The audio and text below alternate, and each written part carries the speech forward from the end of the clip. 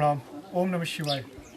So, we are here again in village of Dharakhari in Himachal Pradesh for a wonderful shivir that is being organized in the coming days. This shivir is very unique in the series of very extraordinary sadhana dikshas that Kalantak Peeth has been giving to eligible sadhak over the past 1.5 years. This sadhana shivir is special even more so because this sadhana hasn't been given to anybody by any guru in the last couple thousand years. Nobody knows when, in the current context, nobody is aware when was the last time this sadhana was actually given to any sadhak. So this is going to be a very exciting time for all sadhaks who are attending this shivir to learn about this sadhana, which is about astral travel, which is about lokantar gaman, which is about traveling through different dimensions other than what is visible through naked eyes. So this is going to be not just a shivir where theory is given, but this is going to be a shivir with practical consideration and practices. So here sadhak will be learning in the coming days about how to actually become adept at doing those lokantar gaman or astral travel or dimensional travel, depending on how you want to call it, on using modern terms. But we are very excited to be here because this village has a special significance for Kalantak Peeth, because Kalantak Nath was doing a lot of sadhana with his Bhairav Bhairavi in this area. So we are very excited to be here, and as we progress we'll show you how the sadhana shivir is being conducted, and we will hear what Kalantak Nath says about this lokantar gaman and astral travel of yogis.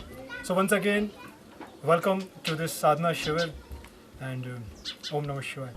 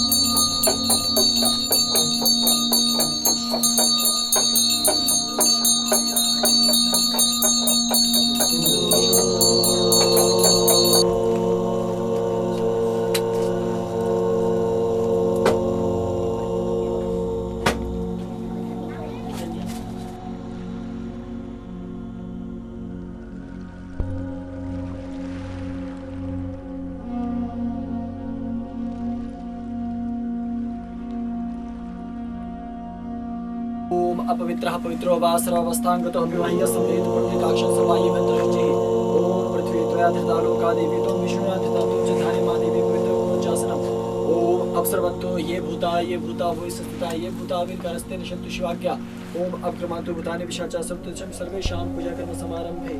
ओम नमश्चंडिकाय ओम नमश्चंडिकाय ओम श्रीमद् देव्ये नमस्तुभ्यं श्री तारा देव्ये नमस्तुभ्यं इह गच्छ। मम मंडल मध्ये आवायामि स्थापयामि नमो नमः। ओम श्री नागराजाय श्री शेष नागराजाय नमः इह गच्छ। मम मंडल मध्ये आवायामि स्थापयामि नमो नमः। साम सदाशिवाय नमः इह गच्छ यथेष्टं इह स्थापयामि। शुक्लांबरधरं देवं शशिवर्णं चतुर्भुजं प्रसन्नवदनं ध्यायेत् सर्वविघ्नोपशान्तये। ओम नमो लाभस्तेषां जस्तेषां कुतस्तेषां पराजयः येषां विद्ये परश्यामो हृदयस्थो जनार्दन। ओम कौलकुलेश्वरी भगवती तारा देव्ये नमः। ओम करालवदनां घोरां मुक्तिकेशीं चतुर्भुजां दक्षिणां कालिकां दिव्यां मुण्डमाला विभूषितां सत्यश्चण्डशिरखड्गां वटुकराम्बुजां अभयं वरदं चैव दक्षिणोर्ध्वपाणिकां महामेघप्रभां श्यामां तथा चैव दिगम्बरीम्। ओम द्यौः तर्पयामि ओम द्यौः तर्पयामि ओम पृथ्वी तर्पयामि ओम पृथ्वी तर्पयामि ओम रापः तर्पयामि ओम रापः तर्पयामि ओम भूतः तर्पयामि ओम भूतः तर्पयामि ओम पितरः तर्पयामि ओम पितरः तर्पयामि ओम देवः तर्पयामि ओम देवः तर्पयामि ओम सर्वसिद्धः तर्पयामि ओम यज्ञं यजामहे सुगन्धिं पुष्टिवर्धनम् उर्वारुकमिव बन्धनान् मृत्योर्मुक्षीयमामृतात्। ओम ध्याये नित्यं महेशं रजतगिरिनिभं चारुचन्द्रावदंसं रतनाकल्पोज्ज्वलंगं परशु मृगवराभिधिहस्तं प्रसन्नं पद्मासीन। अपने कुल देवी देवता, अपने पूर्वजों सबका मानसिक रूप से आवाहन कीजिए कि वो इस दिव्य काल बेला में यहाँ उपस्थित होकर इस अत्यंत जटिल अत्यंत युगीन साधना में और हमारी इस प्रयोग में आकर हमें आशीर्वाद देकर हम पर अपनी अनुकंपा बनाए। धीमी गति से श्वास लेते हुए अपने हृदय के विचारों को विराम देते हुए उनका आवाहन कीजिए और महाहिमालय का आवाहन कीजिए। गुरुमंडल का ध्यान कीजिए कि वो अपनी शक्ति और क्षमता प्रेषित करें।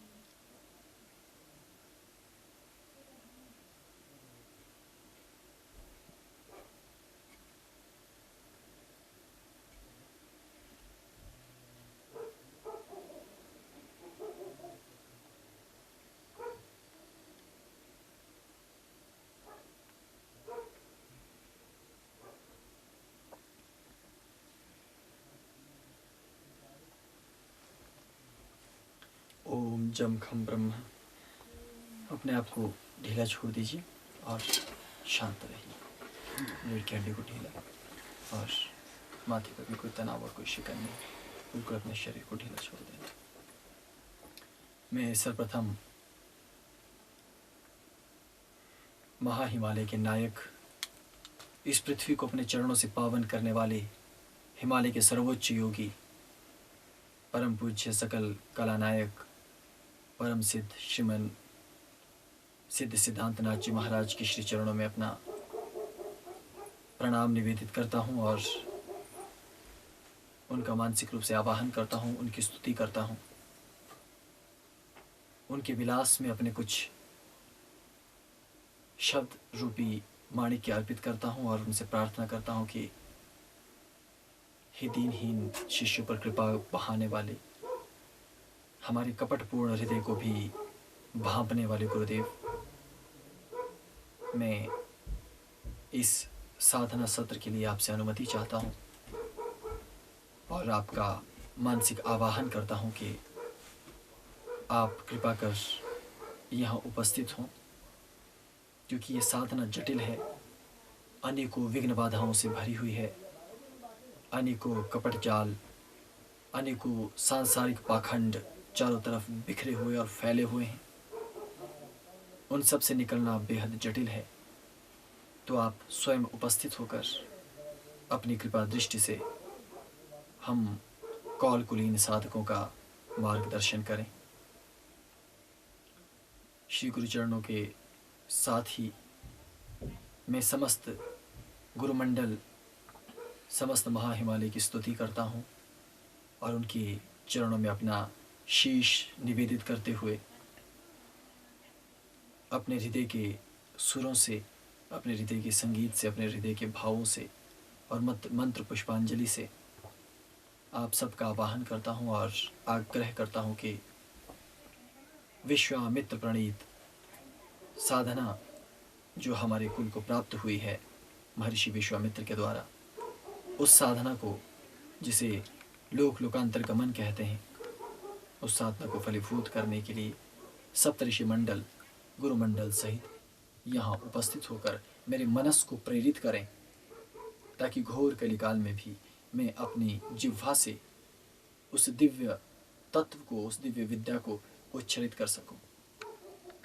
मैं अपने कुल के कुल देवता, नागों के नाग, नागों के सम्राट और भगवान विष्णु की शैया रूपी रचना करने वाले और इस सृष्टि के आदि और अंत में शेष रह जाने वाले भगवान शेषनाग की स्तुति करता हूँ, उनका ध्यान करता हूँ और उनका मानसिक रूप से आवाहन करता हूँ कि वे अपना आशीर्वाद हमारे कुल पर, हमारे गोत्र पर और हमारी जो वास्तविक गोत्र हमारे सिद्ध साधक हैं, इन सब साधकों पर अपनी कृपा दृष्टि बरसाएं, उनकी रक्षा करें, उन्हें अध्यात्म का ज्ञान प्रदान करके आगे बढ़ने के लिए प्रेरित करें।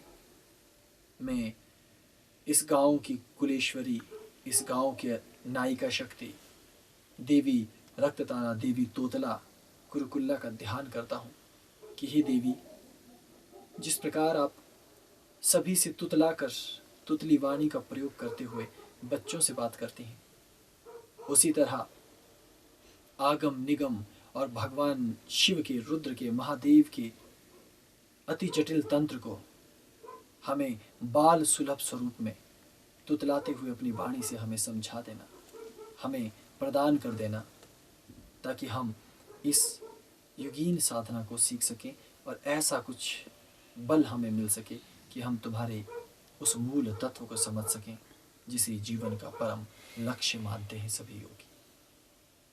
मैं इस घर में जहाँ अभी हम बैठे हैं, ये पशुशाला है। किसी समय यहाँ बाल्यावस्था में हमारे पशु बंधा करते थे, तो उनकी भूरी भूरी स्मृति मेरे मनस पे है, अपने पूर्वजों की। अपनी दादी माँ, अपने दादा को मैं स्मरण करता हूँ, जो दोनों स्वर्ग की शोभा बढ़ा रहे हैं और अपने पुण्यों के द्वारा, अपने सुकृत कर्मों के द्वारा स्वर्ग के उपभोगों का भोग कर रहे हैं। और मैं समस्त अपने कुल और अपने नाना के कुल का और उनके पूर्वजों का ध्यान करता हूँ।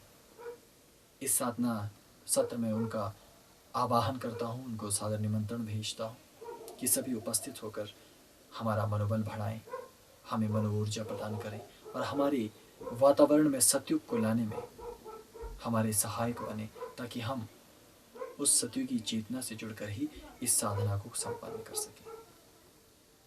मैं यहाँ के क्षेत्रपाल देवता, देवता खरी देवता, जो कि यक्षों के नायक कहे जाते हैं, वीरों के वीर देवता वनशिरा, और साथ में इस पूरे पर्वत के देवता, देवता थान, और साथ ही योगिनियों की शोभा बढ़ाने वाली अत्यंत चंचला देवी भ्रामरी योगिनी शक्ति का ध्यान करता हूँ, माँ चवाली योगिनी का ध्यान करता हूँ, और समस्त मेरे पीछे खंडाधार पर्वत श्रृंखला पर स्थित समस्त योगिनियाँ जो आनंद से परिपूर्ण हैं, जिनके हृदय में प्रेम छलछलाता रहता है, उनका भी मानसिक रूप से ध्यान करता हूँ। इस क्षेत्र के हिमालय स्थित समस्त भूत प्रेत यक्ष गंधर्व किन्नर किरात इत्यादि की वंदना करते हुए मैं प्रार्थना करता हूँ कि सब कौलकुली होने के कारण इस कुल के नायक हैं, और मैं सभी की वंदना करता हूँ, और मैं सबके हित साधने के लिए, समस्त संसार के कल्याण के लिए उस आदि विद्या को पृथ्वी पर उतारना चाहता हूँ। तो मेरे लिए प्रार्थना करें, मुझे अपना आशीर्वाद प्रेषित करें। इस सृष्टि के आदि और अंत, इस सृष्टि के एकमात्र परमेश्वर, इस सृष्टि की एकमात्र सत्य, इस सृष्टि के एकमात्र सौंदर्य रूप में जो विराजते हैं, जो समस्त देवताओं के प्रमुख हैं, जो हमारी प्राण हैं, हमारी आत्मा है, हमारी मनस चेतना है, जो हिमालय की शोभा है, जो ब्रह्मांड की शोभा है, और हर कण से लेकर हर विराट तत्व में विद्यमान है, ऐसे महादेव का मैं ध्यान करता हूँ, जो देवों के अग्रणी हैं, जिनकी उपस्थिति मात्र से समस्त सृष्टि की शोभा बढ़ जाती है, जिनका नाम लेने मात्र से समस्त धरा कंपा जाती है, जिनका ध्यान करने मात्र से समस्त ग्रहों में सिरहन होने लगती है, ऐसे महादेव की मैं स्तुति करता हूँ। हे महादेव, आप हमारे इष्ट रूप में स्थापित होकर हमारा मार्गदर्शन करें। हे शिव, आप ही गुरु हैं, आप ही एकमात्र गुरु हैं, आप ही ज्ञान हैं, आप ही अज्ञान हैं, आप ही माया हैं, आप ही ब्रह्म हैं। तो हम जीवों पर अनुकंपा करके वो अतुलनीय ज्ञान जिसे आपने परम गोपनीय श्रृंखला में रखा है, जिसे आप प्यारे से प्यारे और प्रिय से प्रिय व्यक्ति को भी नहीं देते, हम प्रार्थना पूर्वक आपसे वो ज्ञान मांगते हैं, आपसे प्रार्थना पूर्वक उस ज्ञान की याचना करते हैं। हे महादेव, आपके कुल का जो ज्ञान है वो ऋषि परंपरा द्वारा आपके ही कौल कुल में आगे बढ़ा है।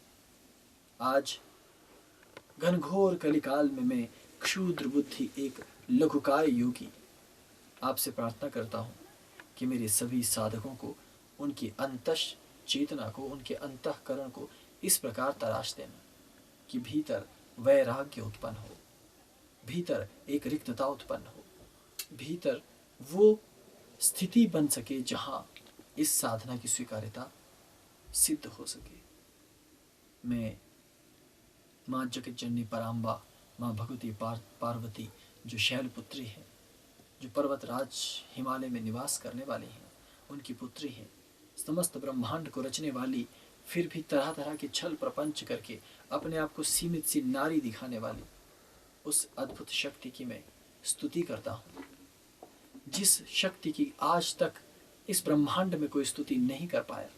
मैं उसकी स्तुति केवल माँ कहकर अपनी जिह्वा से इस शब्द का उच्चारण करके उनका आवाहन करता हूँ, और मातृदेवी का ध्यान करते हुए उन्हें अपने पूर्वजों की इस धरती पर, इस गांव पर सूक्ष्म रूप से आमंत्रित करता हूँ, क्योंकि उन्हीं का स्थान है, उन्हीं की जगह है, उन्हीं की लीला है, उन्हीं का प्रपंच है, उन्हीं की पीठ है, उन्हीं का ज्ञान है, उन्हीं के सब साधक हैं, और उन्हीं का बनाया हुआ मैं एक छोटा सा माटी का पुतला हूँ। समस्त क्षेत्रपति क्षेत्रपालों की स्तुति और सुमिरन, क्योंकि उन्होंने समस्त ब्रह्मांड को थाम रखा है। समस्त प्रकार के क्षितिपालों का ध्यान करता हूँ, क्योंकि उन गणों का तो हम नाम भी नहीं जानते। समस्त सूक्ष्म दृश्य अदृश्य की स्तुति करता हूँ। पृथ्वी पर और ब्रह्मांड में हो रहे विलास की प्रशंसा करता हूँ। घोर नाद करते हुए ब्रह्मांडीय ग्रहों, पिंडों, क्षुद्र ग्रहों, वातावरणों की स्तुति करता हूँ, और ब्रह्मांड के आदि अंत, ब्रह्मांड के तलातल की स्तुति करता हूँ कि वो हमें अपने पास आने के लिए अपने मार्ग को खोले। हम दृश्य के, अदृश्य के, विराट के और लघु मार्गों का, और उसके क्षेत्रपालों, उसके लोकपालों और उसके प्रजापतियों की स्तुति करते हैं। हम समस्त प्रजा नायकों का आवाहन करके श्रीमन महागणाधिपति सहित समस्त कुबेरादि यक्षों सहित उन्हें यहाँ आमंत्रित करते हैं, और अति सूक्ष्म रूप से संपन्न होने वाली इस महाविराट साधना में उनका मंत्र सहित और पंचोपचार सहित आवाहन करके मानसिक स्थापन भी कर दे।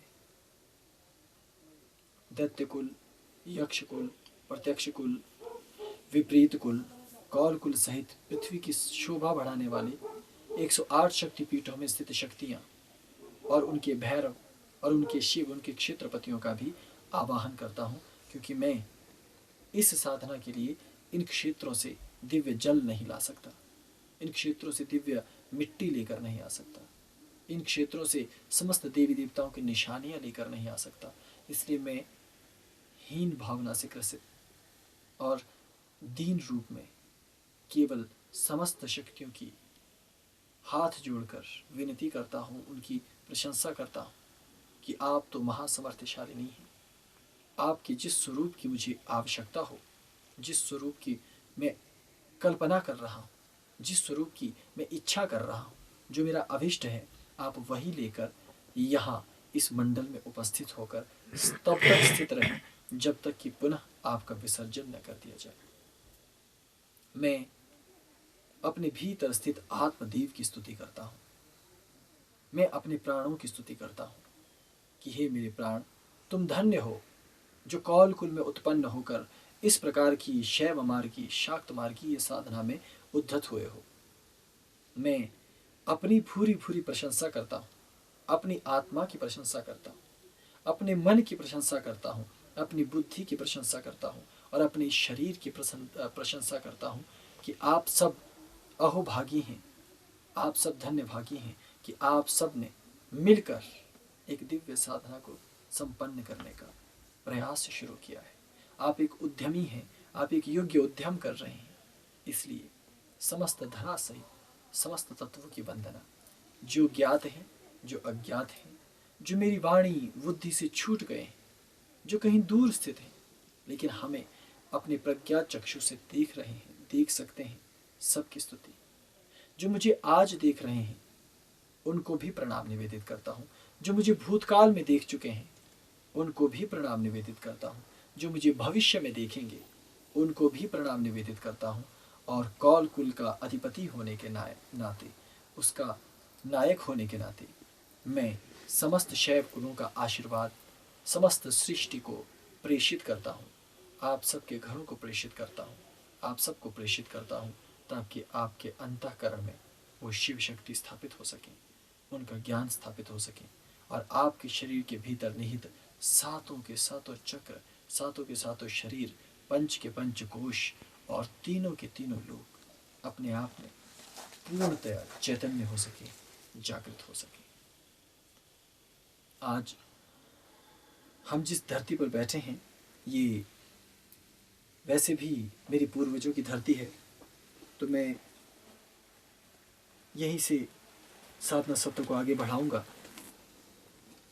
और आप सब लोगों का यहाँ पधारने पर, क्योंकि इस समय कौलांतक पीठ की औपचारिक मंडली विद्यमान नहीं है, तो मैं कौलांतक पीठ की तरफ से आप सब लोगों का स्वयं हार्दिक स्वागत करूंगा, क्योंकि इस बार मेरे पास योग्य मंडल नहीं है जो आपका विधिवत स्वागत कर सके, तो उसके लिए मैं क्षमा प्रार्थी हूँ और आप सबसे आग्रह करता हूँ कि विराट साधना को समझने के लिए अपनी मनस्थिति को, अपनी मानसिकता को तैयार करें, अपनी सांसारिकता को छोड़ दें, अपनी आदतों को छोड़ दें, अपने अहंकार को छोड़ दें, आप कुछ हैं ये सोचना छोड़ दें, क्योंकि जब तक आप ये सोच कर कुछ भी करेंगे तब तक समस्त साधना निरर्थक हो जाएगी। इस साधना में आप लोगों का आना बेहद सौभाग्य की बात है, क्योंकि बहुत कम साधक ऐसे हैं और बहुत कम, इतिहास में भी ऐसे पुरुष बहुत कम हैं जिन्होंने इस तरह की साधना के बारे में सुना है, पढ़ा है अथवा कहा है। लेकिन ऐसे लोग तो लंबे समय से पृथ्वी पर हैं ही नहीं जिन्होंने इस तरह की साधना को संपन्न किया हो। ये अवसर केवल उन सिद्धों को प्राप्त होता है जो महाहिमालय में प्रविष्ट होकर वहां गुरुमंडल से ज्ञान प्राप्त करते हैं। क्योंकि आपकी वो क्षमता नहीं है, क्योंकि आपका वो स्तर नहीं है, क्योंकि आपकी चेतना अभी उस स्थिति पर नहीं है कि आप सीधे वहाँ जाकर इन दुर्लभ विद्याओं को ग्रहण कर सकें। इसलिए परम कृपालु गुरुमंडल ने अपनी अकारण करुणा बरसाते हुए, महादेव की आज्ञा को श्रद्धार्य मानते हुए, इस घनघोर कलयुग में भी आपको ये साधना संपन्न करने का अवसर प्रदान किया है। इसलिए हमें उनका बार बार आभार व्यक्त करना चाहिए, कृतकृत्य होकर उनकी स्तुति करनी चाहिए। जिस प्रकार कौल कुल का विधान है कि सर्वप्रथम आपके पूर्वजों और आपके कुल देवता की स्तुति होती है, कि उन्हीं का पुण्य प्रताप है कि आज अगर आपके कुल देवी देवता नहीं होते, आपके पूर्वज नहीं होते, तो आज आपकी वीरदावली वंशावली इतना अच्छा दिन नहीं देख पाती। आज आप सब यहाँ उपस्थित हैं, इस सूक्ष्म मंडल में उपस्थित हैं। उसको अनुभव करने के लिए मेरी वाणी ही पर्याप्त है, किसी मंत्र की आवश्यकता नहीं है। लेकिन आपको अपने आप को रिक्त करना होगा, केवल मुझे सुनने के लिए शांत रहना होगा, इतना शांत कि आपकी सांस की आवाज़ भी आपके और मेरे इस संप्रेषण के मध्य में न आने पाए। इसीलिए मैंने ये स्थान चिन्हित किया है। और वैसे भी जो पवित्र और शुभ कर्म है वो हिमालय की गोद में, गुरु के निकट, शिव के सानिध्य में, देवी माँ की गोद में और गौशाला में होने चाहिए। और साथ ही हमारे पास एक छोटा सा झरना पीछे से बह रहा है। तो समस्त जो शुभ अलंकार होने चाहिए वो यहाँ उपस्थित हैं। इस कारण अपने पूर्वजों की स्तुति करें, इस कारण उनका आभार व्यक्त करें। लोक लोकांतर गमन साधना का जैसे कि नाम से ही सर्वविदित है, लोक लोकांतर गमन कि एक ऐसी साधना जिसको करके आप किसी भी लोक में प्रविष्ट हो सकते हैं, किसी भी लोक में जा सकते हैं।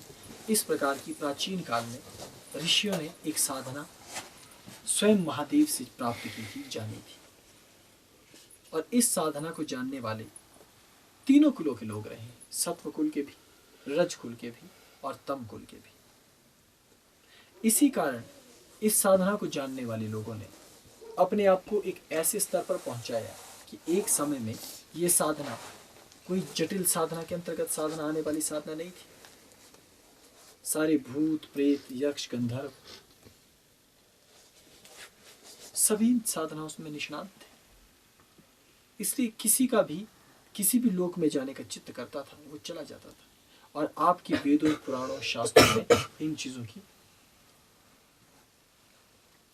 गवाही दी गई है, वहां इनका वर्णन किया गया है, वहां इन तत्वों को बताया गया है। न केवल आपके ही धर्म में बल्कि अन्य धर्मों में भी ये बताया गया है कि इस सृष्टि के बाहर से लोग आते हैं और इस सृष्टि के बाहर लोग जाते हैं। भारत में तो ये भी कथाएं हैं कि जब जब देवराज इंद्र को संकट पड़ा तो वो पृथ्वी से सहायता लेने आए। तब पृथ्वी पर इतने महावीर, इतने तेजस्वी, इतने शक्तिमान योद्धा रहे कि उनका वो आध्यात्मिक स्तर और साधनात्मक स्तर था कि वो देवलोक तक जाया करते थे। और न केवल पुरुष बल्कि स्त्रियां भी। आपको याद होगा कि कैकेयी भी सारथी बनकर गई थी।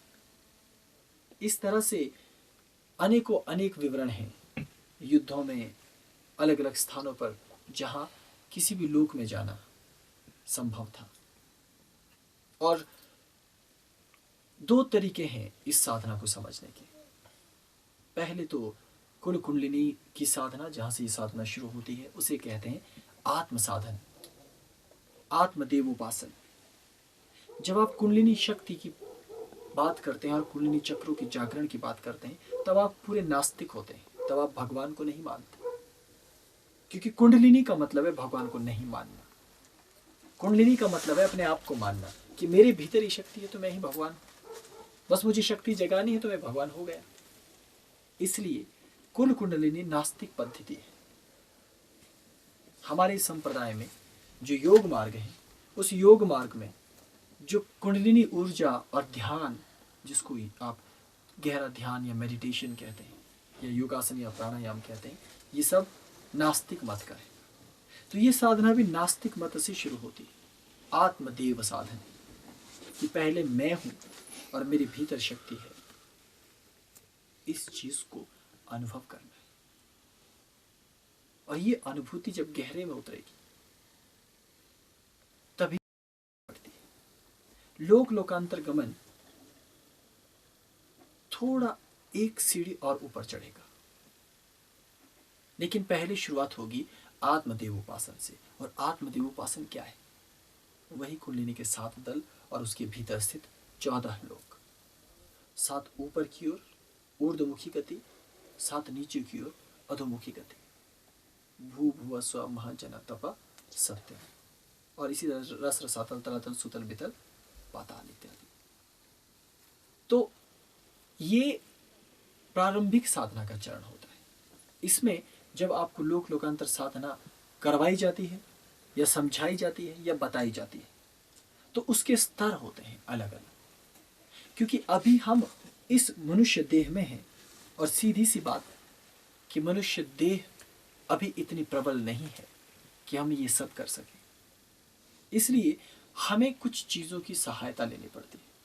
उसमें से मंत्र मार्ग है, योग मार्ग है, और सिद्धों का अपना भी एक मार्ग है। सिद्ध चाहें तो आपको अंगूठे से छू कर ले जाएं, लात मार कर ले जाएं, आपको खींच कर ले जाएं, अपनी वाणी के विलास से ले जाएं। लेकिन उस चीज़ को समझने के लिए जागृत होना बेहद जरूरी है। जब तक भीतर जागरण नहीं होगा और जब तक भीतर उस तत्व को जानने की अति जिज्ञासा नहीं होगी, प्यास का स्तर बहुत ऊंचा नहीं होगा, तब तक वो समझ में नहीं आएगा। और इसलिए इस साधना में आपको चुप रहना है। चुप, चुप का मतलब है चुप, मूर्तिवत। तभी आप उस तत्व को ग्रहण कर पाएंगे। अगर आपके और हमारे बीच में जरा भी पर्दा आता है तो हम उन क्षणों को चूक जाते हैं। इसलिए सामीप्य चाहिए, इसलिए निकटता चाहिए, और उसको समझने के लिए आपको मेरे साथ जुड़ना होगा। तो नास्तिक मत में हम कुंडलिनी ऊर्जा पर ध्यान लगाते हैं और कुंडलिनी ऊर्जा को एकत्रित करने का प्रयास करते हैं। जबकि भले ही कुल कुंडलिनी ऊर्जा एकत्रित हो या ना हो, लेकिन वो साधना की पद्धति है, तो प्रथम योग मार्गीय पद्धति से लोक लोकांतर गमन का प्रयास किया जाता है। लेकिन लोक लोकांतर गमन इतना आसान क्रिया नहीं है जितना कि कहा जा रहा है। अगर ये इतना आसान होता तो बहुत सारे लोग उसे करवा रहे होते, बहुत लोग उसे संपन्न कर रहे होते, लेकिन कोई नहीं करता। कारण क्योंकि इसके छोटे छोटे स्तर हैं और आपको उन छोटे स्तरों से धीरे धीरे ऊपर उठना होगा। पहला है भाव का स्तर। पहले आपको भाव विचरण करना होगा। शब्द ही है भाव विचरण। क्या आपको कहा जाएगा कि आप कल्पना करो जैसे सम्मोहन में, लेकिन आत्म सम्मोहन सम्मोहन में बड़ा अंतर है। सम्मोहन और धारणा में एक विशुद्ध अंतर है। सम्मोहन आपको गुलाम बनाता है, आपको स्वयं का ही दास बना देता है और किसी दूसरे को भी आपका दास बनाता है। लेकिन धारणा आपको मुक्त करती है, इसलिए धारणा करनी पड़ती है।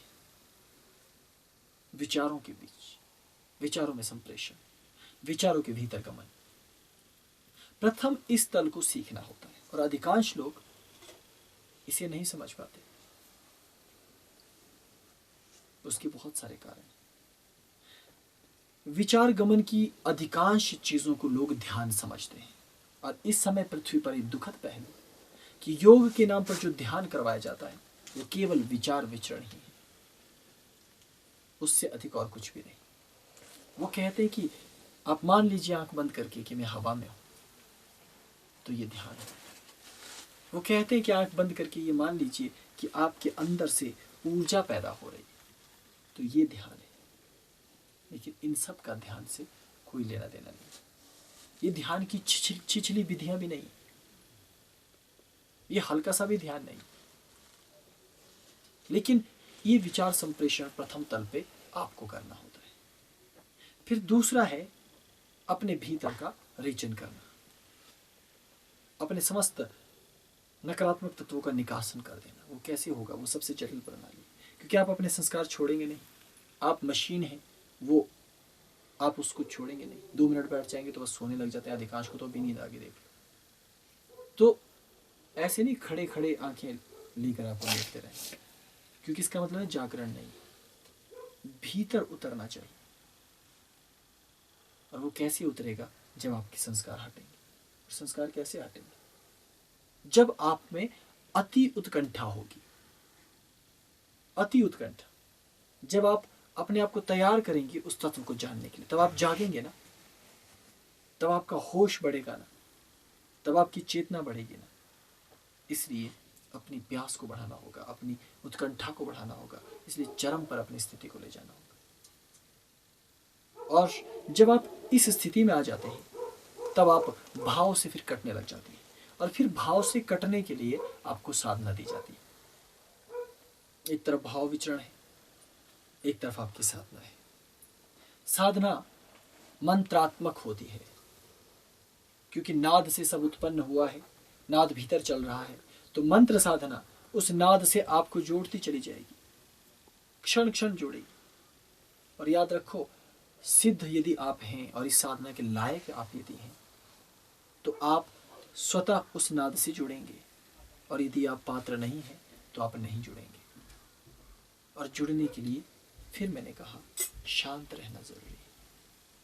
इसलिए इन साधनाओं को जिस दीक्षा को मैं अभी संपन्न करवाने की चेष्टा करूंगा, उसमें आने की बहुत बड़ी योग्यताएं हैं। प्राचीन काल में ऐसा नहीं था कि हर कोई आ जाए और इस साधना को संपन्न करके दीक्षा लेके गुरु से कहे कि मैंने दीक्षा ली और घर जाके सो जाए। इस दीक्षा को प्राप्त करने के लिए ही पहले विचार संप्रेषण, विचार धारणा, विचारों के मध्य में शोधन, योगासन, प्राणायाम, इन सब की लंबी साधना होती थी। क्यों? आपकी मनस्थिति बन सके एक। इसीलिए आपको मूर्तिवत बैठने को कहा जाता है। अभ्यास घर में कि बिल्कुल मत हिलो, सांप काटे तो काटता रहे, बिच्छू काटे तो काटता रहे, लेकिन आपका हिलना डुलना नहीं होना चाहिए। ये प्रयोग पहले करवाए जाते हैं। क्यों? ताकि जिस दिन आपका ये समय आए आप हिले ना, फिर आपके भीतर वो स्थिति हो कि आप स्थिर रहें।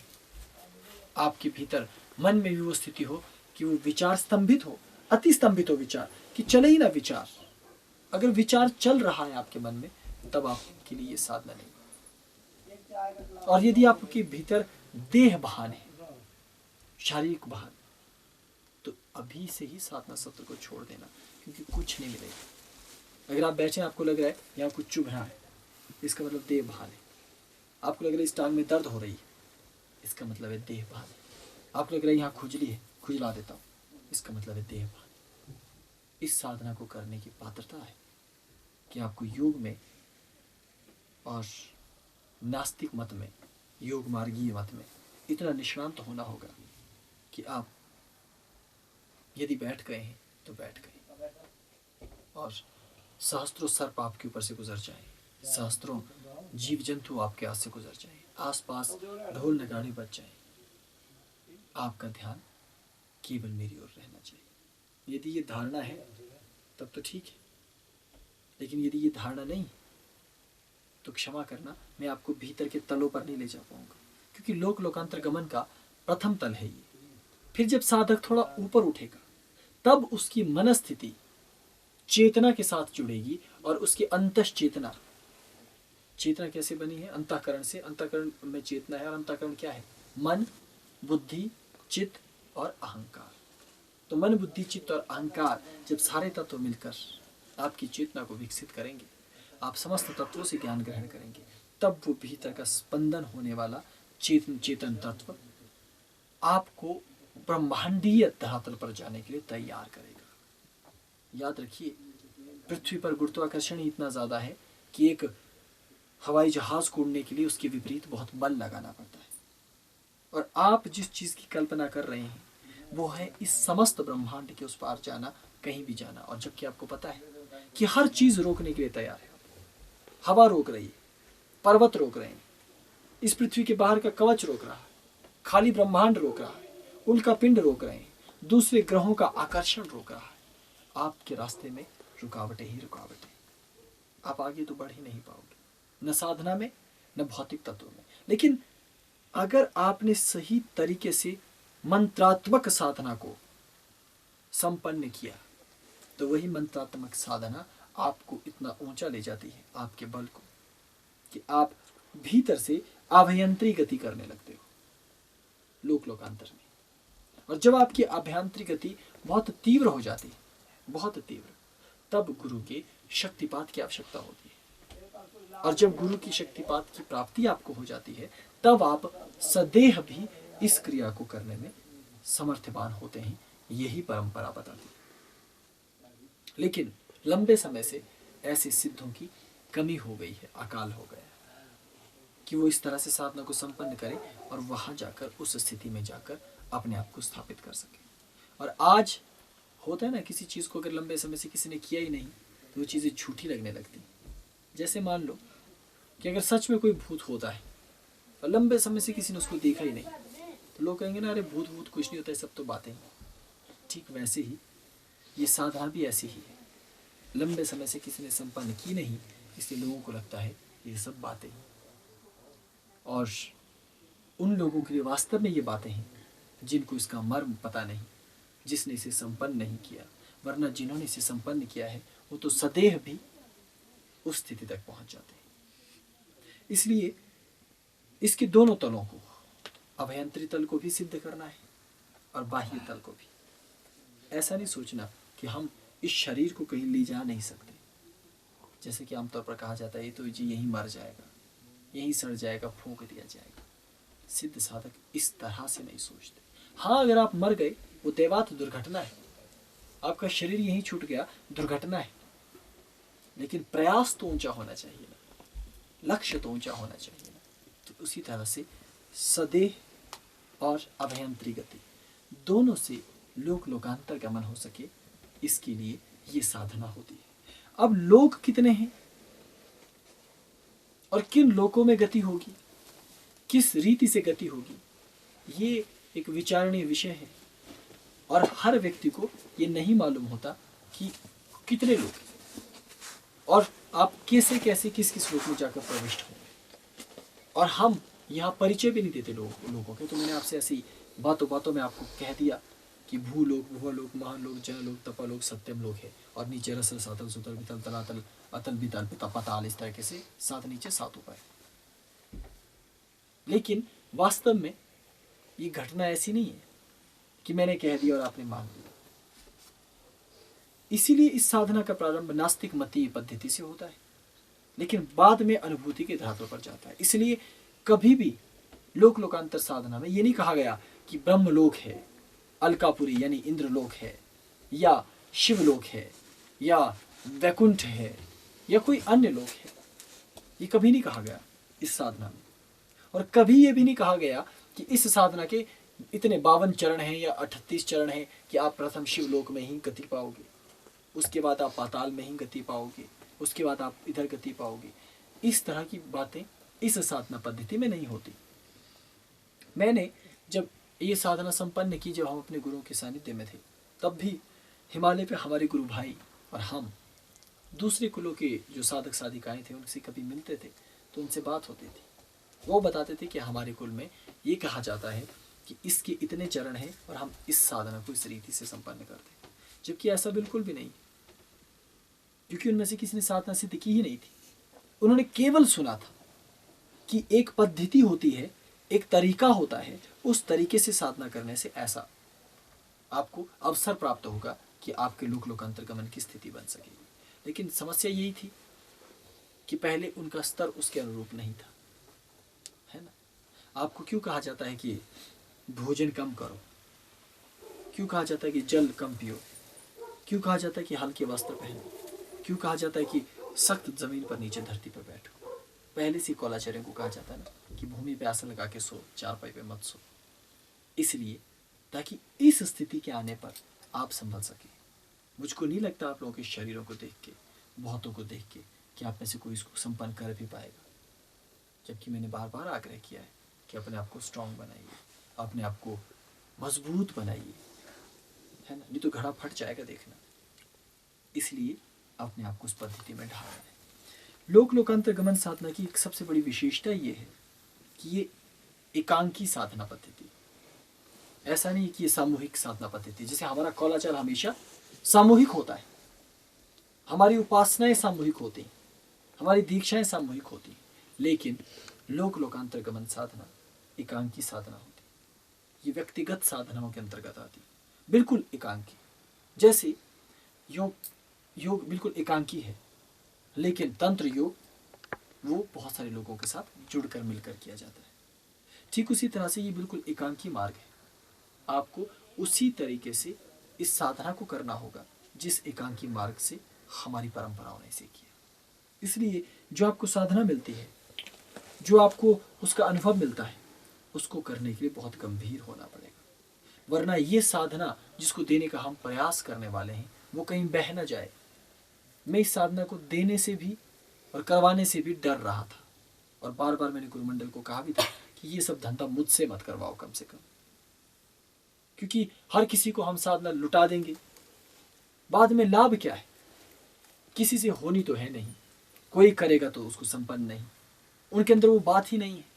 मुझे अभी तक किसी शिष्य के आंख में, किसी साधक के आंख में चिंगारी नजर नहीं आई, उस तरह वो लौ नजर नहीं आई कि उसकी आंखों में वो स्थायित्व हो, वो बड़प्पन हो, वो उच्चता हो, और वो भाव हो कि बस मुझे इस नित्य भाव में रहना। नित्य भाव तो छोड़ दो, या तो 10-15 दिन में चेहरे बदलते देखे हमने, या तो रंग रूप बदलता देख लिया हमने, तो नित्य भाव कब आएगा?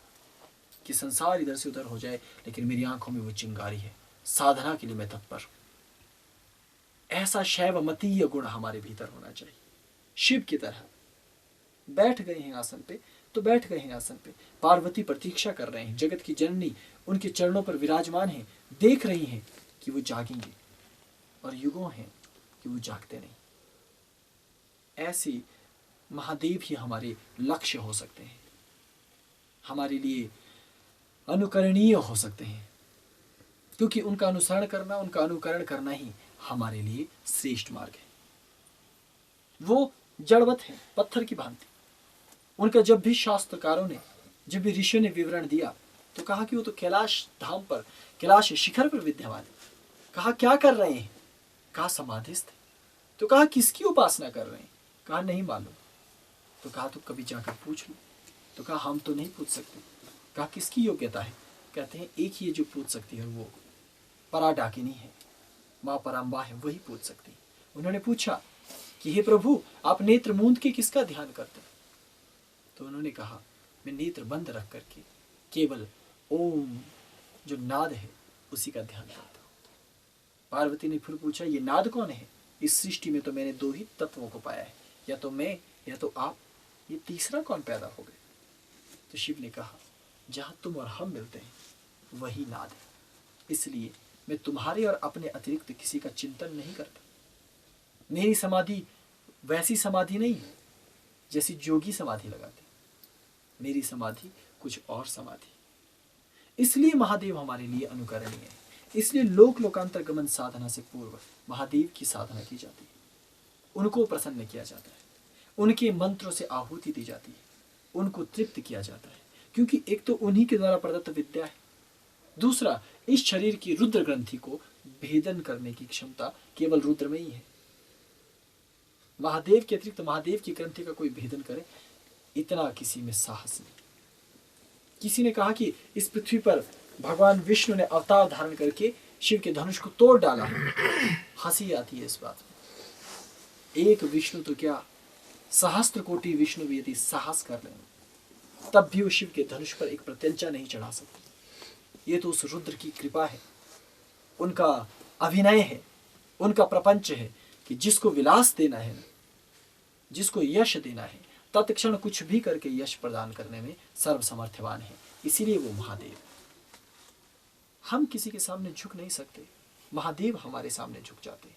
इसीलिए वो सकल लोगों के आराध्य है, और किसी दुष्ट ने नाम दिया उनको भूले, क्योंकि शायद उसके पास उससे उत्तम कोई शब्द था नहीं, पृथ्वी पर और शब्द मिल भी नहीं सकता था। तो उस महादेव की अनुकंपा से ही ये साधना सिद्ध होती है। इसलिए कौलकुलीय साधना में सीधे सीधे इस साधना का लेना देना महादेव से है। हमारी अधिकांश साधनाएं शाक्त क्रमीय होती हैं, कौलाचार से युक्त होती हैं, आवरण पूजा से युक्त होती हैं, लेकिन यहाँ इस तरह का आवरण पूजा नहीं होती, क्योंकि ये शाक्त कुल का संपुट इसमें नहीं है। क्योंकि यहाँ तो हम शक्ति को भीतर स्थापित करते हैं और शिव बनकर उस तत्व को उत्प्रेरित करते हैं, ताकि हम आत्मदेव को, जो मैं हूं आत्मदेव, उसको हम जागृत करके इतना चैतन्यवान, इतना पवित्र, इतना दिव्य बना सकें कि सृष्टि उसके लिए अवरोधक न बने, सृष्टि के तत्व उसके रास्ता रोक कर खड़े ना हो। क्योंकि हर जगह ढाल बनी हुई है, द्वार बने हुए, कपाट बने हुए, तो कैसे लोक लोकांतरगमन होगा? यहाँ तो एक गांव से दूसरे गांव नहीं जा सकते, यहाँ तो एक पर्वत से दूसरे पर्वत नहीं जा सकते, यहाँ तो एक सागर को लांघकर दूसरे सागर पर नहीं जा सकते। तो हम तो समस्त क्षिति मंडल से उस पार जाने की बात कर रहे हैं। हम तो अपनी साधना को अंतिम पड़ाव और सृष्टि के अंतिम छोर तक ले जाने की बात कर रहे हैं, जहां से समय शुरू हुआ है, जहां काल की उत्पत्ति है और जहां काल का अंत है। हम दोनों बिंदुओं को जानने की बात कर रहे हैं, जिसको विज्ञान भी जानना चाहता है, जिसको बुद्धिमान पुरुष भी जानना चाहते हैं, श्रेष्ठ योगी जन भी जानना चाहते हैं। तो ऐसी साधना को कैसे हम संपन्न कर पाएंगे? इसलिए महादेव जैसे गुण आपके भीतर होने चाहिए। एकांकी साधना है, एकांकी है, इसलिए अकेले में करनी पड़ेगी। गुरु की महत्वपूर्ण भूमिका है, क्योंकि गुरु शिव द्वारा प्रदत्त है और शैव मार्गीय है, वही आपको ये साधना प्रदान करेगा। और इस साधना को मन योग से आपको मन के धरातल पर से शुरू करके, कल्पना शरीर से शुरू करके वास्तविक शरीर तक लेकर आना है। तो मामला बहुत जटिल है, देखना। हमारी साधना अन्नमय कोश से शुरू होती है, मनोमय से, प्राणमय से होते हुए विज्ञानमय से होते हुए आनंदमय की हो जाती है। यहाँ साधना मनोमय से शुरू होती है और आनंदमय की ओर पहले जाकर फिर बाहर भी लौटती है। साधनाएं श्रीयंत्र के दो बिंदुओं की तरह होती है, जैसे हादिक्रम और कादिक्रम। या तो एक बिंदु से शुरू होकर दूसरे बिंदु पे खत्म हो जाएगी, या दूसरे बिंदु से साधना शुरू होकर दूसरे बिंदु पे खत्म हो जाएगी। इसीलिए कौल मार्गीय हम लोगों का अलग श्रीयंत्र है, ना सृष्टि क्रम का, ना संहार क्रम का। हमारा तो भैया ऐसा श्रीयंत्र है, चाहो तो सृष्टि करो, चाहे तो विनाश। ठीक है, ये साधना भी वैसी है। चाहे तो आप उसे अपने मन से आनंदमय की ओर ले जाओ, चाहे तो उसे मनोमय से अन्नमय की ओर लाओ। दोनों ही स्थितियां हैं, और इस साधना को आपको दोनों ही धरातलों पर ले जाना पड़ता है, दैहिक धरातल पर भी, मानसिक धरातल पर भी। लेकिन याद रखना, सारी की सारी अड़चन कहाँ है? हमारे संस्कारों में। एक सबसे बड़ी ढाल है आपके और हमारे बीच और इस साधना के बीच, वो है संस्कार। वह विचारों का परिमार्जित नहीं होना, विचारों का संस्कारित नहीं होना, मेरी दिनचर्या का संस्कारित और शोधित नहीं होना, मेरी मनस्थिति का विकास नहीं होना, मेरे अंतःकरण का विकास नहीं, और मेरा पवित्र नहीं होना। इसलिए आपको पवित्र किया जाएगा, आपको पवित्र बनना होगा, आपको भीतर धारण करनी होगी पवित्रता। क्योंकि जब तक आप पवित्र नहीं हो, जब भी आप पवित्र होते हैं तो हल्के हो जाते हैं, और जब भी आप पापी हो जाते हैं तो भारी हो जाते हैं। इसलिए कहते हैं पृथ्वी पर क्यों भार बढ़ा रहा है भाई? क्योंकि पापी आदमी इतना भारी होता है, उस पर इतना भार होता है कि पृथ्वी का भार और बृहस्पति ग्रह का भार और शनि का ग्रह का भार भी मिला लो, सारे नवग्रहों को भी जोड़ लो, आकाश गंगा का भार भी बना लो, तब भी वो भार कम पड़ जाएगा। उस पापी का भार इतना ज्यादा है, जिसको ऋषियों ने अपने एक अनूठी तुला पर, अनूठे तराजू पर तोल कर देखा है। एक एक चीज को, जैसे हमारे साइंटिस्ट रखते हैं, ये 1 kg है तो 1 किलो का मतलब है इतना पदार्थ। ठीक वैसे ही, क्योंकि वो 1 किलो भी हर जगह बदल जाता है ना, अलग अलग ब्रह्मांड की रचना में। तो हमारे ऋषि मुनियों ने एक अलग ही तरीका निकाला इन चीजों को ढूंढने का, अपनी एक नई तराजू। उस तराजू पर उन्होंने हमारे पाप और पुण्य को नापा है, और ये कहा है कि चेतना का पवित्र होना, चेतना का उन्नत होना अनिवार्य है। और चेतना को उन्नत करने के लिए वास्तव में गुरु साधना होती थी, अपने आप को शोधित करने के लिए वास्तव में गुरु साधना होती थी। क्योंकि इष्ट तो आपके सम्मुख है नहीं, गुरुमंडल तो आपके सम्मुख है नहीं, महाहिमालय तो आपके सम्मुख है नहीं। जो दिखता नहीं, जो भासता नहीं, सो ईश्वर के अंतर्गत आने वाला पदार्थ है, कुछ चीजों को छोड़कर। तो गुरु इष्ट के रूप में प्रत्यक्ष होते हैं, इसलिए विशेष तौर पे गुरु साधना करवाई जाती है। हम लोगों ने कभी नहीं करवाई, हमारे कौल पंथ ने आप लोगों को। कारण ये है क्योंकि मैं आपका गुरु हूँ ही नहीं, इसलिए हम लोगों ने नहीं करवाई। लेकिन बावजूद इसके इस साधना को भी सीखना होता है, क्योंकि गुरु की साधना और पूजा बेहद अनिवार्य हो जाती है कुछ एक विशेष साधनाओं के लिए। क्योंकि जब तक आपको उनके चरणों का रसास्वादन ना हो, उसकी प्रीत ना हो, उसके साथ आपको स्नेह और प्रेम ना हो, तब तक आप मानव होने के चरमोत्कर्ष पर नहीं पहुंचते। जैसे किसी प्रेमी या प्रेमिका से प्रेम होने पर आप अपने मानव होने का पूरा आनंद लूटते हो ना, अपने अस्तित्व का मजा लूटते हो, वैसे ही उससे 1000 प्रेमिकाओं को मिलाकर 1,00,000 प्रेमिकाओं को मिलाने के बाद जो प्रेम बनेगा उसे आप गुरु के तुल्य जान सकते हैं, गुरु चरणों के तुल्य। वैसा अनुराग पैदा होना करना पड़ेगा। और लोग बार बार ये लताड़ते हैं, कहते हैं कि देखो हम लोग बार बार गुरु को डाल देते हैं बीच में। अभी जब आप इन साधनाओं को संपन्न कर लेंगे और बीच में अटकेंगे तो खुद ब खुद पता चल जाएगा। समझाने की जरूरत नहीं पड़ेगी कि क्यों बार बार महादेव शिव पार्वती को समझाते हुए कहते कि हे देवी, गुरु के अधीन रहकर, गुरु के सायुज्य में, गुरु के आश्रय में ही इस प्रकार की साधनाओं को आगे बढ़ाना, पवित्र देश काल स्थान स्थिति तिथि और बार देखकर ही इस साधना को आगे बढ़ाना। क्योंकि ये इतनी जटिल है कि यदि क्षणों को चूक गए, यदि तत्वों को चूक गए तो हाथों से वो चीजें निकल जाए। इसलिए साधना के मर्म को उसी प्रकार समझना होता है और उसके लिए सिद्धों की भांति अपनी भूमि, मनोभूमि को निर्मित करना होगा और समर्पण की उस स्थिति पे भी जाना होगा जहां इस साधना को सिद्ध कर सके।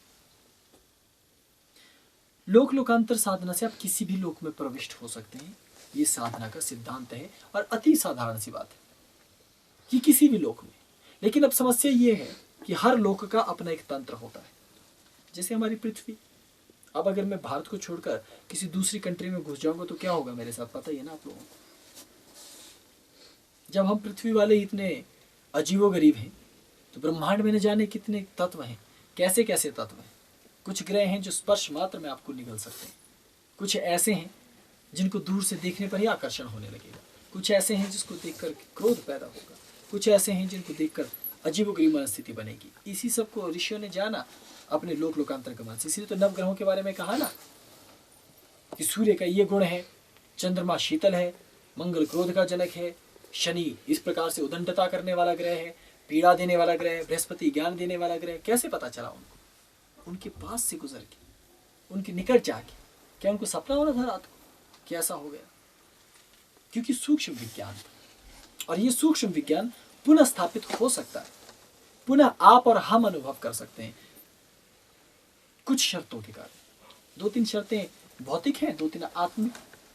आत्मिक शर्तों में आपकी पवित्रता, आपका समर्पण और महादेव जैसी गंभीरता और उनको अपना लक्ष्य बनाकर आगे बढ़ने की क्षमता चाहिए। और भौतिकता में भी इस साधना के संबंध में नीति शास्त्र कहता है कि जिस देश में राजा सही ना हो वहां इसी प्रकार की साधनाओं को संपन्न नहीं करना चाहिए। क्योंकि यदि राजा, प्रतिनिधि, वहां के मंत्री, वहां के क्षेत्रपति, क्षेत्रपाल और जिनको हम पुलिस प्रशासन, मीडिया ये सब कहते हैं, गवर्नमेंट कहते हैं आज के आधुनिक शब्दों में, क्योंकि अब राजा तो रहे नहीं, वो वाली राज्यसभा तो रही नहीं, अब तो मंत्रियों की राज्यसभा है। तो जिस देश में अच्छे प्रतिनिधि हों, आस्तिक प्रतिनिधि हों, वहीं इस साधना को संपन्न करना चाहिए। जहां वातावरण पवित्र हो, मलेच्छों से रहित हो, जहां पापात्मा व्यर्थ का प्रलाप न करते हो, प्रलाप समझते हैं ना, व्यर्थ का तर्क कुतर्क न करते हो, ऐसी भूमि का योग्य चयन करना चाहिए।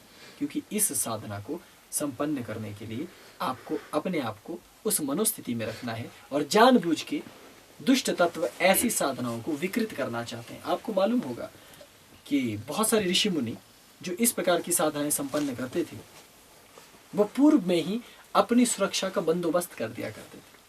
जैसे महर्षि विश्वामित्र भगवान राम की उत्पन्न होने पर राजा दशरथ जी के राज्य में, अपने वन प्रांतों में अपने आध्यात्मिक साधन, यज्ञ साधना, कर्मकांड और इस प्रकार की साधनाओं का अभ्यास करते थे।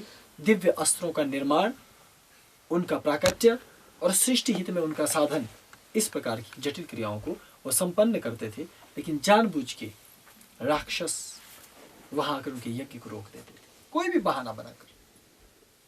कोई कहता है हड्डियां फेंक देता था, कोई कहता है कि उपहास करता था, कोई ऋषि है तो उसकी दाढ़ी खींच लेगा, कोई भूमि से ही उठाकर ले जाकर कहीं दूर पर्वत शिखर पर छोड़ आएगा कि वहां से वापस जब तक पहुंचेगा तब तक तो साधना का मुहूर्त भी खत्म हो जाएगा, साधना भी खत्म हो जाएगी। इस प्रकार से बहुत प्रपंच किए गए। तो नीतिकारों ने साधना के संबंध में भी, जब इस प्रकार की साधना, क्योंकि ये साधना बहुत अलौकिक है, इसके बाद इसका द्वितीय चरण जिसको हम इससे ऊपर की साधना कहते हैं वो है परकाया पुरुष प्रवेश साधना, जिसको दूसरे की देह साधन का भी प्रयोग कहा जाता है। परकाया साधन, जबरदस्ती किसी की बॉडी में घुस जाना, जबरदस्ती किसी के शरीर पर नियंत्रण कर लेना, ये इसके आगे की स्थिति है। लेकिन इसी साधना के साथ उसका भी तारतम्य और संबंध जुड़ा है, और इन साधनाओं को बहुत कम लोगों ने निजी तौर पर किया है। हाँ, मृत संजीवनी के जानकार होने के नाते इस ब्रह्मांड के गुरुओं में श्रेष्ठ और अग्रणी माने जाने वाले भगवान शुक्र, वो इस साधना के निष्णांत आचार्य माने जाते हैं, इसलिए उनका नाम ही है शुक्राचार्य। समस्त विद्याओं में उन्होंने अपने आप को निष्णांत बना रखा है, इसलिए आचार्य है। उनसे श्रेष्ठ आचार्य और उनसे श्रेष्ठ सिखाने वाला कोई दूसरा व्यक्ति नहीं हुआ। देव गुरु बृहस्पति जरूर है, लेकिन बृहस्पति आचार्य नहीं है, आचार्य बृहस्पति उनको पहले कहा जाता है। इस कारण उन्होंने अपने कुल में ऐसी साधना को अपने शिष्यों को, सम्राटों को करवाया, बैठो मेरे साथ सीखो इसको। तो हमें उसी साधना को फिर से साधना है, हमें उसी परंपरा पर फिर से चलना है। हिमालय में गुरु शिष्य परंपरा से गुरुमंडल ने इन आदिकालीन साधनाओं को संभाल कर रखा, किंतु मैंने जैसे कि बता दिया कि अध्यात्म का पूरा विषय बहुत सूक्ष्म है, भक्ति परक है, और यहाँ पहले विश्वास मांगा जाता है, या कोई गारंटी कार्ड नहीं दिया जाता, पहले विश्वास मांगा जाता है। और फिर ये दावा भी नहीं किया जाता कि आप सच में जाएंगे, लेकिन दावा भी किया जाता है कि आप योग्य पात्र साधक बनो, आप अवश्य जाएंगे। इसलिए वैसी ही मनस्थिति रखनी कि आप इस साधना को संपन्न कर पाएंगे। तो अलग अलग लोग हैं। मैंने कहा कि वहाँ आपकी गति साधारण तरीके से नहीं होगी, जैसे हमारे एक देश से दूसरे देश नहीं जाने दिया जाता। तो उसके लिए आपको बाद में गुरु की आवश्यकता पड़ती है कि कैसे आप किसी लोक में प्रविष्ट होते हैं, कैसे वहाँ रहते हैं, कैसे वहाँ की दिनचर्या है। लेकिन वो कैसे होगा? अपनी शरीर को छोड़कर। जब लोकांतर का प्रयोग आप करेंगे तो आपको ऐसा ही कोई घर ढूंढना पड़ेगा जहाँ चूहे की आवाज फिलहाल तो नहीं है, और अपने शरीर के पास ऐसे लोगों को भी रखना पड़ेगा कि चूहा काट ना ले, उसको लगे कि बढ़िया वाला ये अच्छा सा केक मुझे कहाँ से मिल गया है। और जब तक आप वापस आए तब तक तो वो पूरी पार्टी कर चुका होगा, फिर हड्डी हिलने वाली है नहीं, ये हड्डी बचेगी ना, बाकी तो वो खा चुका होगा। तो जब इन साधनाओं के उच्चतम स्तर पे जाते हैं तब आपको एकांत साधन करना होता है, लेकिन तब आपको सहयोगियों की आवश्यकता पड़ती है ताकि आप अपने शरीर को छोड़कर बाहर के लोगों तक जा सकें। और याद रखना, हमारा दुश्मन है मलिनता, हमारा दुश्मन है कलयुग, हमारा दुश्मन है अपवित्रता, हमारा दुश्मन है हीन भाव, और हमारा दुश्मन है महादेव के विरुद्ध चलने वाली परंपरा। इस कारण हम आगे सफल नहीं हो पाते। इसलिए हम क्या कहते हैं, क्योंकि जब हमसे साधना नहीं होती, अरे कुछ नहीं, भगवान का नाम लो, राम राम रटते रहो, राम जी खुद ले जाएंगे, बेड़ा पार ले जाएंगे। लेकिन शैव पंथियों का बेड़ा कोई नहीं ले जाता, उनका दो ही आश्रय, या तो उनका बेड़ा गर्क होता है ना, या फिर वो बेड़े के अधिपति होते है ना। वो किसी को नहीं कहते कि तू मेरा बेड़ा लेके चल, वो खुद अपने बेड़े का संचालन करते। इसलिए परकाया पुरुष प्रवेश साधना से पूर्व होने वाली इस साधना को अपना मूल धरातल मानकर चलना, और इस साधना को आपको संपन्न करना चाहिए, क्योंकि ये साधना बेहद उच्च कोटि की है और अनेकों ऋषियों द्वारा समर्थित है। कश्यप ऋषि इसके बहुत सिद्ध जानकार रहे, उन्होंने बहुत कुछ इसके विषय में बताया अपने को। लेकिन क्योंकि ये साधनाएं गोपनीय परंपराओं के अंतर्गत आती है, इसलिए इनका ग्रंथों में भी विवरण नहीं। इनकी कथाएं हैं, इनके लक्षण हैं, लेकिन साधनाओं की रीति नहीं दी गई, क्योंकि बहुत सी ऐसी साधनाएं जो मौखिक परंपरा से चलती है उसको वैसे ही रखा जाता है, गुरु साधन पद्धति से, गुरुगम्य पद्धति से। लेकिन ये देखना जरूरी है कि क्या करवाने वाला गुरु, करवाने वाला व्यक्ति, करवाने वाला पीठाधीश्वर क्या इसके योग्य है अथवा नहीं। क्योंकि जिस प्रकार से इस विद्या के नीतिकारों ने लिखा है कि जो व्यक्ति इस साधना को संपन्न करवाए उसका वीतरागी, उसका वैरागी, उसका लोभ मोह और समस्त प्रकार की आकर्षणों से मुक्त होना अनिवार्य है। यदि वो नहीं है तो वो इस साधना को न तो करवा सकता है, नहीं दे सकता। उस गुरु का समस्त लक्षणों से युक्त होना अनिवार्य है। उसका चतुर होना, उसका वाक् चातुर्य, उसका दैहिक चातुर्य, उसका दैहिक सौष्ठव, और साथ ही उसके अंग खंडित नहीं होने चाहिए। सो मैं अभी तक इन सभी तत्वों पर पूरी तरह से खरा उतरता हूँ, और साथ ही मैं एक योग्य भैरव हूँ अपने गुरुओं की नज़र में। इस कारण मैं इसे अपनी योग्य पात्रता समझता हूँ, और मेरे गुरु ने मुझे ये अधिकार प्रदान किया। सो नीति शास्त्र के मुताबिक मैं इस साधना को देने का हकदार उत्तराधिकारी भी हूँ, और कौल कुल का शिरोमणि होने के नाते वो तो सहज रूप से मैं इसको प्रदान करने का अधिकार रखता हूँ। लेकिन आप लोगों में से भी प्रमादी, रोगी, आलसी, कपटी, अति बोलने वाले और अधिक सोने वाले व्यक्ति को यह साधना देना वर्जित है। कामी, व्यसनी और तरह तरह की निंदा चुगलियों में निरंतर रत रहने वाले व्यक्ति को भी ये साधना देना वर्जित है। शिव से विमुख रहने वाले, गुरु से विमुख रहने वाले और साधना को केवल नित्य कर्म मानने वाले लोगों को भी ये साधना नहीं दी जाती, वो अयोग्य पात्र है। गौ की हत्या करने वाले, गौ को लात से मारने वाले, ब्राह्मण को मारने वाले, ये क्यों कहा गया मैं नहीं जानता, लेकिन जैसा नियम है वो मैं आपको कहूँगा। ब्राह्मण को मारने वाले और स्त्रियों को दंडित करने वाले और पुत्रों और पशुओं के साथ समान रूप से व्यवहार करने वाले व्यक्ति के सम्मुख इस साधना का कथन नहीं करना चाहिए, अन्यथा वो व्यक्ति देने वाला भी पाप का समान रूप से भागी होता है, ये कहा गया है। कुल गोत्र की साधना करने के पश्चात, अपने तीर्थ इत्यादि की स्तुति करने के पश्चात, तीर्थ यात्रा करने के पश्चात और शिव की आराधना करने के पश्चात इस साधना का शुभारंभ किया जाता है। और तीन देवत्रय है ना, तीनों देव ब्रह्मा, विष्णु और महेश, देवत्रय की स्तुति करने के पश्चात इस साधना का शुभारंभ किया जाता है। ये साधना के आलंकारिक शास्त्रीय विवरण है। इस साधना को केवल मनुष्य मार्गीय साधना कहा जाता है, क्योंकि ये साधना सर्वप्रथम केवल मनुष्य किया करते थे, उनके लिए विशेष तौर पर निर्मित की। क्यों?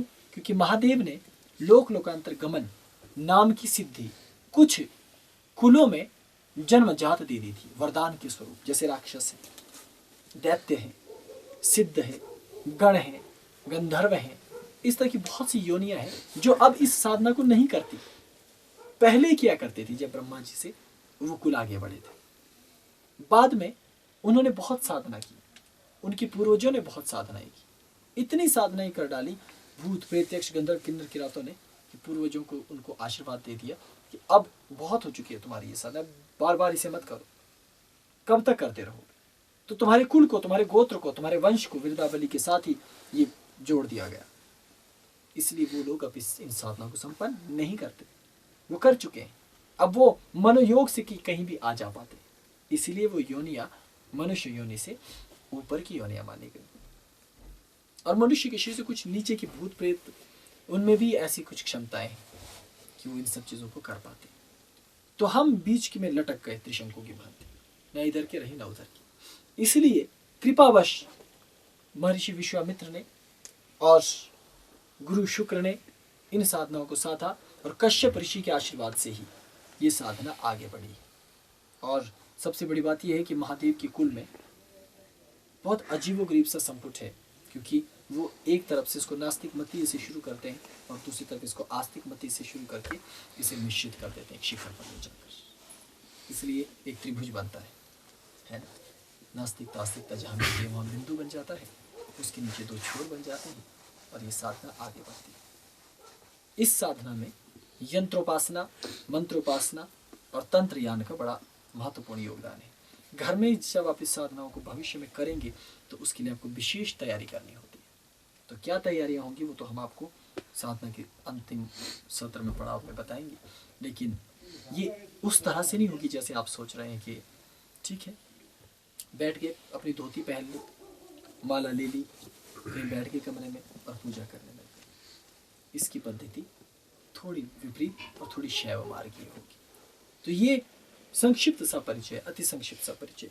ब्रह्मा जी ने ये साधना दी है वरदान स्वरूप, देवों को भी दैत्यों को भी। भगवान विष्णु ने ये साधना दी है बहुत सारे अपने संप्रदाय अनुगत भक्तों को, अपने शिष्यों को भी, और महादेव ने इसकी उत्पत्ति की है।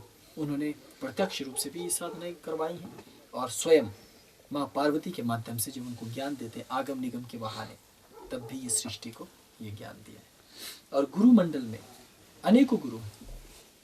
भगवान परशुराम इस महाविद्या के सिद्ध रहे। उन्होंने अपने पिता से ये साधना सीखी, हालांकि वो दिव्य देह में है, उनका तो सदैव तो वो विद्यमान नहीं। यहाँ सिद्धों में गुरु गोरक्षनाथ जी को और उनके गुरु मत्स्येंद्रनाथ जी को इस साधना का सिद्ध माना गया है। और अभी कलिकाल में जो सबसे प्रत्यक्ष उदाहरण देखने को मिलता है तो वो जिनकी वंदना की जाती है, जिनके शब्दों में अद्भुत चमत्कार निवास करता है, जिनका वाणी विलास और बौद्धिक चातुर्य इतना अद्भुत है कि देखकर लगता है कि ये कौन पुरुष इस धरा पर सूर्य के समान और चंद्रमा के समान शोभा पा रहा है, और वो है जगत गुरु शंकराचार्य। वो अद्भुत युवक जिसकी दैहिक रचना, जिसकी दैहिक आभा, जिसका बुद्धि विलास, जिसका वाणी विलास, जिसकी सोच उस पराकाष्ठा को जाकर छूती है जहां अध्यात्म निरंतर नृत्य करता है।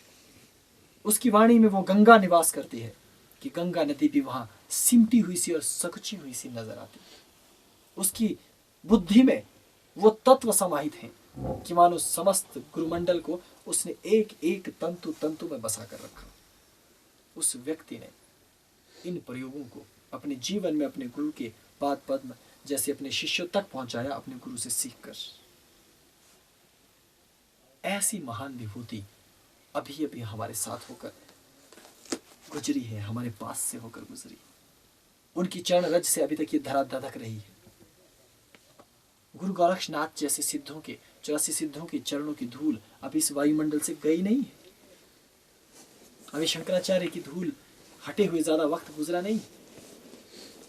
इन लोगों ने इस विराट तत्व को स्थापित किया है।